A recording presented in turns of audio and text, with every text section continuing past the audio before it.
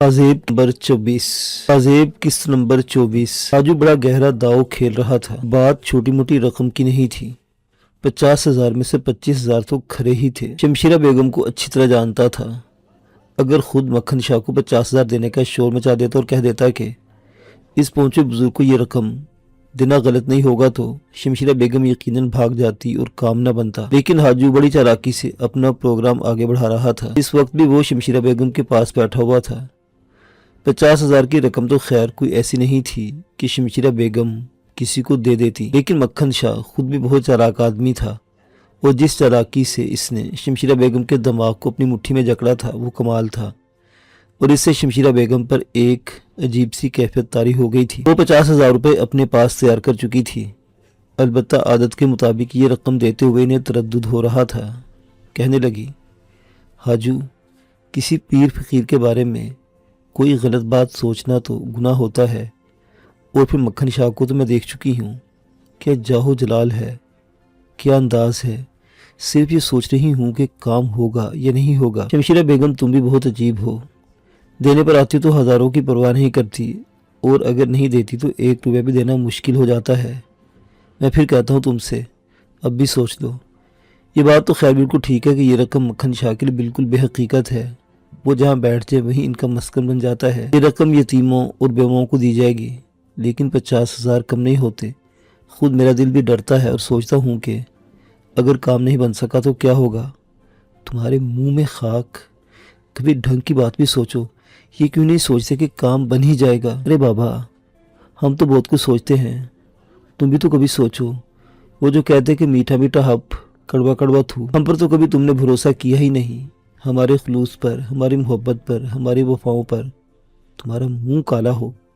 इस वक्त तुम्हारी मोहब्बत और तुम्हारी वफा कहाँ से बीच में अटपकी। मतलब ये कि हमने क्या क्या दुआएं नहीं की तुम्हारे लिए, मगर तुमने कभी हम पर भरोसा नहीं किया। बक बक अपनी लगाए रखोगे। अब बताओ क्या करें, जो तुम मुनासिब समझो। हम इस बारे में कुछ नहीं कहते। अरे वाह, मक्खन शाह को तलाश तो तुमने ही किया है। अब एक काम और करो, किसी को इस बात की कानो कान खबर ना हो, और तुम खामोशी से ये रकम मक्खन शाह के हुजूर पेश कर दो, और जैसा कहें वैसा कर दो। ना बीबी ना, ये कभी नहीं होगा। हाजू उछलकर बोला, क्यों? रकम अपने हाथ से खुद चल कर दो। ये पैसे का मामला है। हाँ, बाद में जो जिम्मेदारी तुम मेरी लगाओगी वो मैं देख लूँगा, बेशक, लेकिन पैसा बड़ी पापी चीज़ है, अच्छे अच्छों के दिल ख़राब कर देता है। बाकी काम तो तुम कर लोगे ना। अरे तो इनकार किसने किया है। ठीक है। शमशीरा बेगम तैयार हो गई। बार बार जाना मुनासिब नहीं था। हाजू को हदायत दी गई। वो पहले से मक्खन शाह के पास पहुँच गए और इनसे कहा, हाँ शाह जी, ये बताओ अब क्या सोचा तुमने इसके बारे में। इस बारे में हाजू, एक बात बताऊँ, तुम्हारी औकात का मुझे पता है। 2, 5, 4 रुपए लोग दे जाते हैं, भरम कायम है, वरना तुम जैसे रंग सियार बहुत देखे हैं मैंने। हमने भी हीरा मंडी में वक्त गुजारा है। एक से एक ऊंची चीज़ आती है वहाँ पर। हमने तुम्हारे लिए एक मौका पैदा कर दिया है। रकम लेना और यहाँ से फूट लेना। अगर लाहौर में नज़र आए तो हमारा नाम भी हाजू है। 50 गुंडे पाले हमने। आदमी को इस तरह फड़का देते हैं कि नामो निशान नहीं मिलता। यही करते और खाते चले आए हैं। असामी फांसी है और आसानी से आधी रकम देने को तैयार हैं। क्या समझे बाबा, हम तो गुलाम हैं आपके। जैसे ही पैसे मिलेंगे लाहौर से निकल लेंगे। दोबारा नज़र आ जाए तो जो दिल में आए करना, मगर रकम कब तक मिल जाएगी। बस लेकर आ रही है तुम्हारी आसामी को। वही जाहो जलाल और वही अंदाज इख्तियार किए रखना। इसके बाद हमसे कहना कि आपको रुकना होगा हाजू। हम रुक जाएंगे और अपना माल लेकर ही टलेंगे। तुम अपना माल लेकर यहाँ से रफू चक्कर हो जाना। और क्या कहेंगे हम आपसे, ज़रा बता दीजिए। मक्खन शाह ने कहा, सिर्फ ये कहना कि हाजू आप कहाँ चले। इस रकम को ठिकाने कौन लगाएगा। हम आपको पता बता देते हैं। आपको फलां फलां जगह जाना है। शमशीरा बेगम को जाने दीजिए, बस ये बात करनी है तुम्हें। ठीक है। पूरी तैयारियां करने के बाद शमशीरा बेगम के पास पहुंच गए। शमशीरा बेगम इंतज़ार कर रही थी। कहने लगी, कहाँ मर गए थे, चलना नहीं है क्या। तैयारियां तो कर लो, चलो हम भी कपड़े बदल कर आते हैं। बहरहाल इसके बाद शमशीरा बेगम और हाजू मक्खन शाह की तलाश में चल पड़े। शमशीरा बेगम ने 50,000 सीने से लगा रखे थे। ज़िंदगी में पहली बार किसी ऐसे काम के लिए इतनी बड़ी रकम दांव पर लगाने जा रही थी। لیکن مکھن شاہ کا تصور آتا تو دل میں امید کی کرنیں روشن ہو جاتی۔ حاجو نے کئی بار چور نگاہوں سے ان کا جائزہ لیا تھا اور دل میں اس بات پر خوش ہو رہا تھا کہ اس بار بہت بڑے اژدہے کو چیت کیا ہے۔ آخر مکھن شاہ کے تکیے پر پہنچ کے دوری سے دیکھ لیا تھا، دھنی رمائے بیٹھے ہوئے تھے، چہرے پر جاہو جلال تھا۔ تانگا رکوا لیا گیا اور حاجو نے سہارا دے کر شمشیرہ بیگم کو نیچے اتارا۔ شمشیرہ بیگم کے پاؤں کانپ رہے تھے، پتہ نہیں مکھن شاہ کے جاہو جلال سے یا 50,000 کے جانے کے خیال سے، لیکن مرتا کیا نہ کرتا کہ مساق۔ آخر مکھن شاہ کے پاس پہنچ گئی۔ مکھن شاہ نے آنکھیں کھول کر اس کی طرف دیکھا اور بولے، ہم سے زیادہ تیری تقدیر تجھ پر باری صدقے ہو رہی ہے، جو کچھ تو چاہتی ہے اس کا وقت آنے والا ہے، لیکن دعائیں حاصل کر لے ان کی جو تیرے مقصد کی تکمیل کے منتظر ہیں۔ رقم لے آئی؟ جی شاہ جی، آپ کے قدموں میں نثار کر رہی ہوں۔ خبردار خبردار، یہ ناپاک کاغذ کے ٹکڑے ہمیں چھونے نہ پائیں۔ اے شخص، تو دیکھ رہا ہے اس کی مدد کیوں نہیں کرتا؟ یہ اپنے پاس رکھ لے، تجھے ہماری ہدایت کے مطابق یہ کاغذ کے ٹکڑے اس جگہ تک پہنچانے ہیں جہاں ان کی ضرورت ہے۔ عورت، یہ سمجھ لے کہ تو نے جس کام کے بارے میں سوچا اس کی تکمیل ہو جائے گی اس وقت جب یہ کاغذ کے نوٹ ان ضرورت مندوں کے پاس پہنچ جائیں گے۔ اور کچھ چاہیے تو بتا۔ حضور عالی مرتبت، بس میرے دن پھیر دیجئے، 2 بیٹیاں ہیں اور ہیں بھی نکمی، کچھ بھی نہیں جانتی، بس ہنسی ٹھٹے میں لگی رہتی ہیں، کوئی کام نہ دھندا، اتنا خرچ کہ ان پر مگر سب کچھ ڈبو کر رکھ دیا۔ کوثر جہاں نہ ہوتی تو کوئی کوٹھے کا رخ بھی نہ کرتا، لیکن حضور وہ کب تک ہمارا ساتھ دے گی؟ ان دونوں کو بھی اپنا مستقبل بنانا ہے، ان دونوں کے لیے بھی دعا فرمائیے۔ بے شک تو جا۔ اور اے شخص، کیا تجھے بھی واپس جانا ہے؟ جی پیر صاحب، حاجو نے ہاتھ جوڑ کر کہا۔ نہیں، ہرگز نہیں، تجھے رکنا ہے، عورت کو جانے دے، ہم تجھے اس جگہ روانہ کریں گے جس جگہ یہ کاغذ پہنچانے ہیں۔ حاجو نے پریشان نگاہوں سے شمشیرہ بیگم کی طرف دیکھا اور بولا، آپ اکیلی چلی جائیں گی تو کیا مجھے کتے کاٹ لیں گے؟ شمشیرہ بیگم نے برا سا منہ بنا کر کہا، تو پھر ٹھیک ہے، شاہ جی حکم دے رہے ہیں کہ میں یہاں پر رکوں تو رک جاتا ہوں۔ میرے لیے کوئی اور ہدایت پیر صاحب؟ ابھی کوئی اور ہدایت نہیں، اگر کوئی اور ہدایت ہوئی تو ہم تجھ تک ضرور پہنچائیں گے۔ مجھے اجازت، جا، خدا حافظ۔ شمشیرہ بیگم تانگے کی طرف بڑھ گئی۔ حاجو نے گھورتا رہا اور جب تانگا نگاہوں سے اوجھل ہو گیا تو واپس مکھن شاہ کے پاس پہنچ گیا۔ کہو استاد، کیسی رہی؟ رقم پوری ہے نا؟ بالکل پوری ہے، مگر یہاں بیٹھ کر گنو گے کیا؟ پرواہ نہیں ہے کوئی؟ آس پاس کون ہے؟ ٹھیک ہے، لیکن ایک بات سن لو، جیسا ہم نے کہا ویسا ہی ہونا چاہیے۔ اگر دوبارہ لاہور میں نظر آئے تو بڑے نقصان سے 2-4 ہو جاؤ گے۔ یہاں سے سیدھے اسٹیشن جاؤ گے اور جو پہلی گاڑی نظر آئے اس میں بیٹھ کر دفع ہو جاؤ۔ ایسا ہی ہوگا، آپ فکر ہی نہ کریں۔ 12 روپوں کی تقسیم ہوئی اور مکھن شاہ وہاں سے کھسک گئے۔ اب بری حالت حاجو کی تھی، خود اس کے باپ دادا نے بھی 25,000 روپے اکٹھے نہیں دیکھے تھے اور اس وقت 25,000 روپے اس کی اپنی ملکیت تھے۔ غلام شاہ اپنے آپ کو بڑا 30 مارخاں سمجھتا تھا، شمشیرہ بیگم کو بری طرح کاٹتا رہتا تھا اور حاجو کی دال نہیں گلنے دیا کرتا تھا، اور اب حاجو نے بھی ہاتھ مارا، اس طرح کہ غلام شاہ تصور بھی نہیں کر سکتا تھا۔ بہرحال اب اور بہت سے مرحلے درمیان میں آ جاتے تھے۔ کسی بھی طرح شمشیرہ بیگم کو یہ پتہ نہیں چلنا چاہیے تھا کہ حاجو نے اس رقم میں سے کوئی کمیشن لیا ہے۔ اس کے علاوہ ان روپوں کو نہایت مناسب طریقے سے محفوظ کرنا تھا۔ اب ان کے اپنے مسائل رہ گئے تھے، باقی رہا شمشیرہ بیگم کا معاملہ تو وہ بعد میں دیکھا جائے گا، ہو سکتا ہے دوبارہ مکھن شاہ کی تلاش میں اس طرف کا رخ کریں۔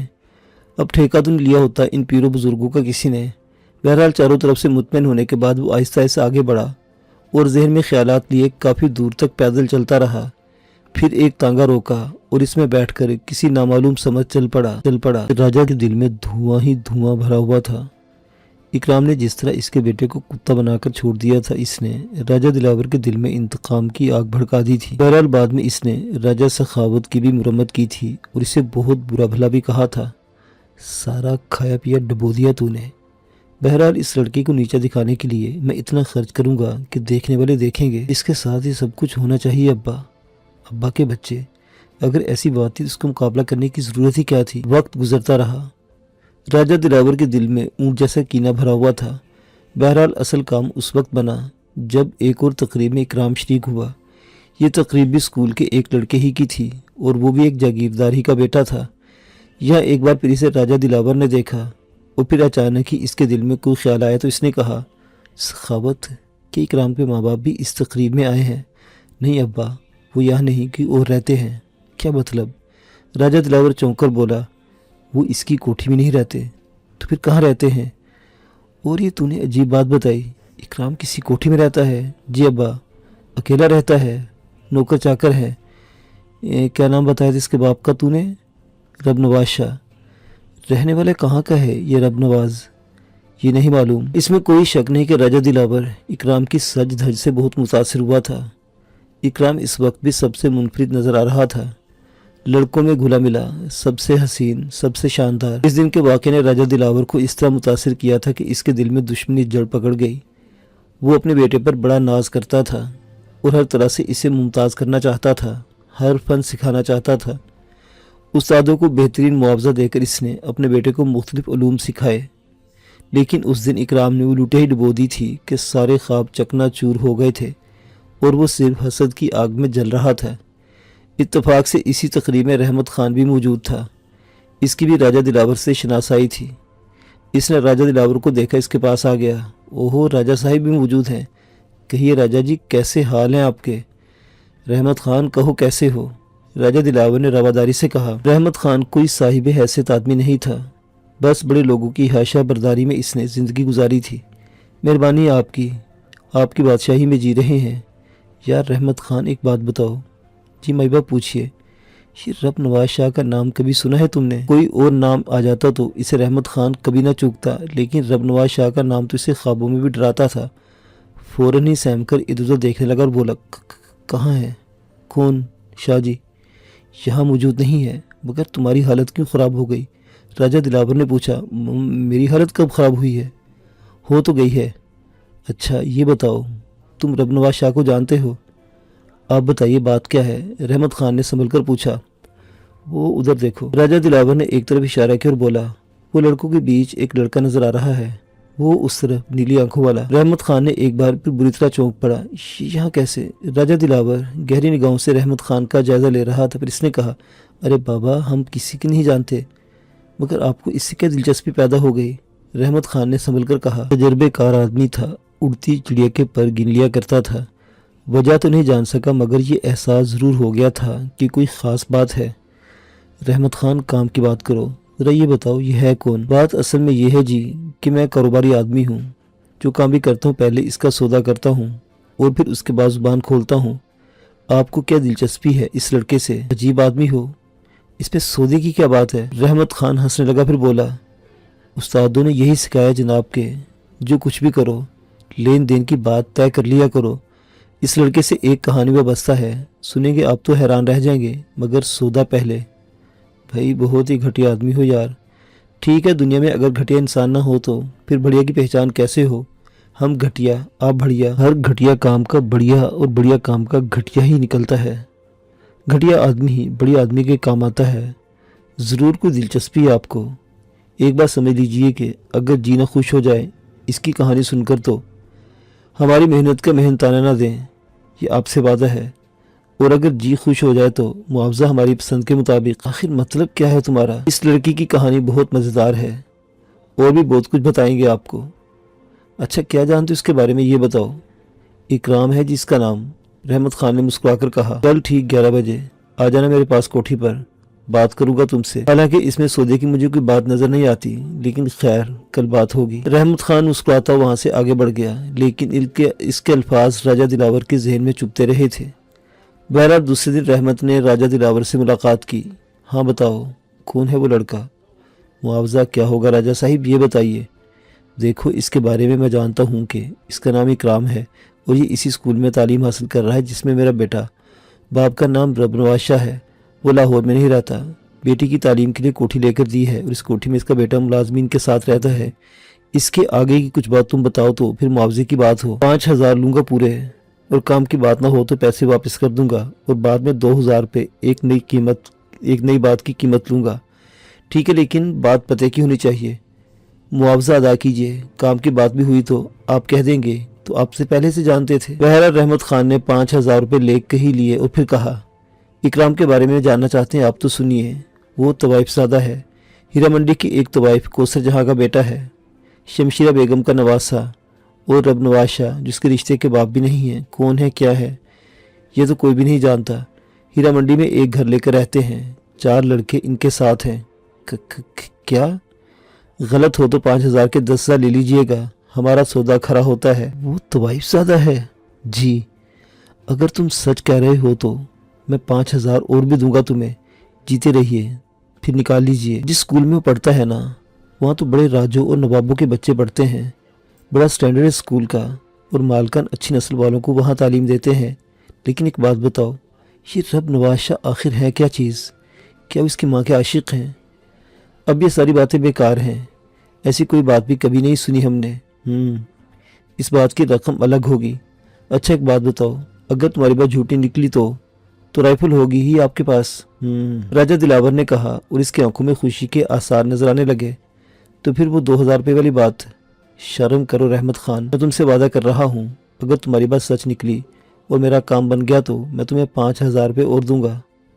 ایک بات اور کہیں، اگر آپ کو ہمارے ذریعے کوئی کام کرنا ہو تو ہمیں ضرور اطلاع دیجیے، آپ کو پتہ نہیں کہ ہم کیا چیز ہیں۔